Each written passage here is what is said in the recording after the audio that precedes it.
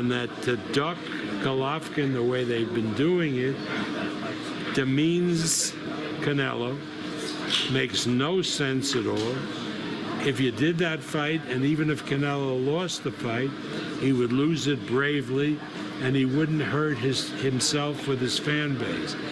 By ducking Golovkin, he hurts himself with his fan base. Who wins that fight, Canelo or Golovkin? No, Golovkin wins. Why you say it so nonchalantly? Well, because Golovkin's a tremendous fighter, and the only way you're going to beat Golovkin is if you are really fast on your feet and you punch good. Now, Canelo can punch good, but he's slow as molasses on his feet, and that style can't beat Golovkin. Just can't, in my opinion. But that's what they do the fights for. What do you think about the flat fee, Bob? The flat fee is bullshit. In a fight like that, remember, Mayweather offered Pacquiao a flat fee of $40 million, an amount that Pacquiao had never seen before. Pacquiao turned it down. He wanted a percentage, and he ended up making $150 million. So that's what Golovkin is looking for. Work out a deal with Loeffler, pay Golovkin, or have Golovkin get a fair percentage. That's the way, if you want to do the fight, do the fight. Now you can argue 45%, 46%, 42%. That's a normal argument. Offering a guy a flat fee for a fight like that is really, to me, sends the signal that you're ducking the fight. Take the offer, sign the contract, let's make the fight, and stop calling people clowns. If it is $10 million, that's a fair offer in light of the money that's going to be on the table for that fight? Well, there's obviously upside. I mean, if he's not happy with what I have to offer, then good luck to him, and have him fight somebody where he can make that type of money, which he never will. I see it happening for sure next year, bro. I'll tell you that right now. I see it happening the end of next year or beginning of the following year. I say September next year. If everyone's gonna be surprised that this fight is gonna happen in September. I think it's gonna take place at AT&T. They set it all up for this shit to see how it can rock. It obviously paid off with a Liam Smith fight. Imagine a Triple G, 110,000 people will be in there. And I think this has nothing to do with Golden Boy and being a part of Golden Boy. Dude, Triple G's list of fighters do not compare nowhere near the list of fighters that Canelo's fought. And that Mexican style shit, everybody, oh, Triple G, Mexican style. Let me tell you something, brother. The real Mexican is Canelo Alvarez from Guadalajara, Jalisco, Mexico. And you're from Kazakhstan, Triple G. There is no Mexican style in your fight, bro. The real Mexican style is Canelo Alvarez. Peace out. Say what you want about Bob Arum, but the guy has been at the top of his profession for about half a century.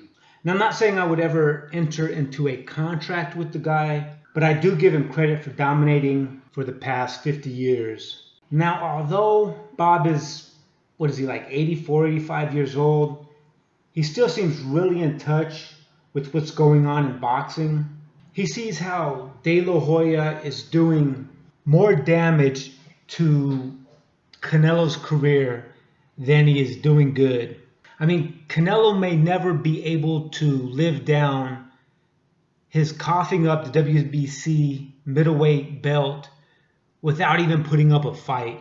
Now, it seems to me Bob also realizes that the flat fee De La Hoya offered to Triple G was, as he says, bullshit. But my thinking is that Triple G should maybe start calling the bluffs on some of these guys. We all know how ridiculous the Ward offer was, and now we see the Canelo offer. I mean, both guys seem to submit ridiculous offers and milk them for all they're worth.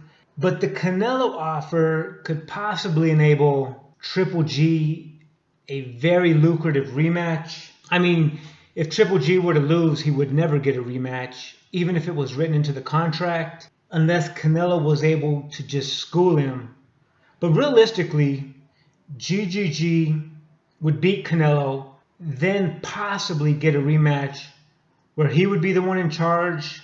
However, it would be a gamble. We see how Canelo doesn't seem very motivated about avenging his losses.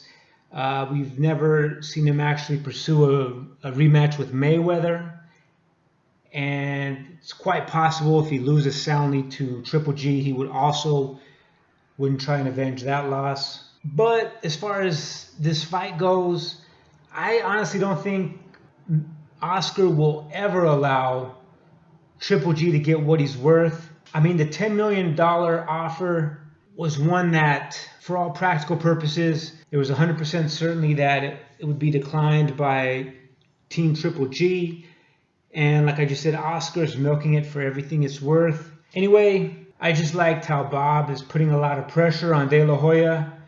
I remember when Schaefer and Al Heyman basically stole De La Hoya's entire roster, excluding Canelo. But De La Hoya said that he wanted to work with Bob Arum and put on the best fights possible, fights that the fans want to see. And Schaefer was refusing to work with Bob Arum.